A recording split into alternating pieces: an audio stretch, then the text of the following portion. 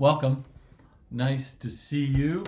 We're still in the chapter 7. Today we're going to read verse 24 right through the end of the chapter, verse 37. And the word I want you to wrestle around with is the word persistence. Persistence. From there, Jesus set out and he went to the region of Tyre. He entered a house and did not want anyone to know that he was there. Yet he could not escape notice. But a woman whose little daughter had an unclean spirit immediately heard about him, and she came and bowed down at his feet. Now the woman was a Gentile of Syrophoenician origin. She begged him to cast the demon out of her daughter. Jesus said to her, "Let the children be fed first, for it is not fair to take the children's food and throw it to the dogs." Well, she answered him, "Sir, even the dogs under the table eat the children's crumbs." Then he said to her, "Well, for saying that, you may go.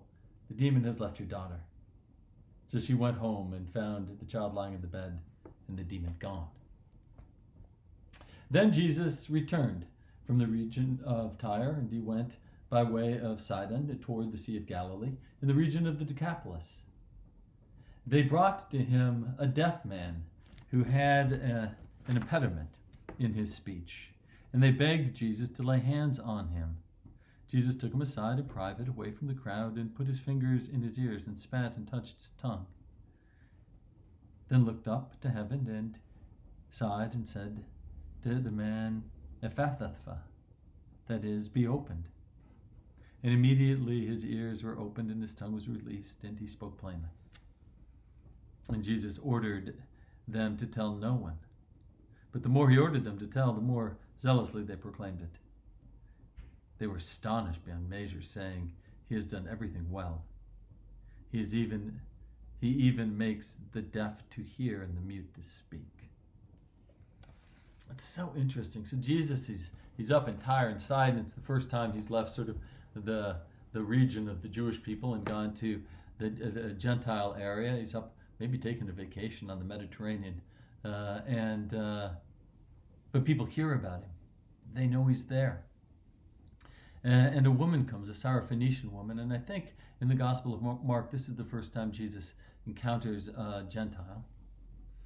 And he says, my calling is as the Messiah, even as he understood it, to come to the Jews. And she challenged him. She said, maybe, right? But this food in God's great creation, the food that you give to the people of Israel through your teachings and through your understanding of the kingdom of God and how people live in the kingdom of God, that applies. It applies to everybody. It applies to kings and to serfs and everybody in between. It applies to me. And I know, Lord, you can help me. And she's persistent, right? Do you think about the inequity, the imbalance here, right? She's like a widow. She's got no sort of power in the system. She doesn't even have a son. She's got a daughter and in the system. And then you got this rabbi, and he's from out of state, if you will, but everybody's heard about him. And she's like at it. I'm not going to give up. Why isn't she going to give up? Because God never gives up on us. God never gives up on you and I, right? God is persistently reaching into your life to touch you and to love you and to know you and to help you and to heal you and to move you. God's persistent with you. And so we get to return with persistent boldness. And she is persistent and she is bold. And Jesus is sitting there and he's like, wow. And you almost can hear him pause, right? You can almost hear him thinking here, changing his mind. He's like me and you, changing his mind.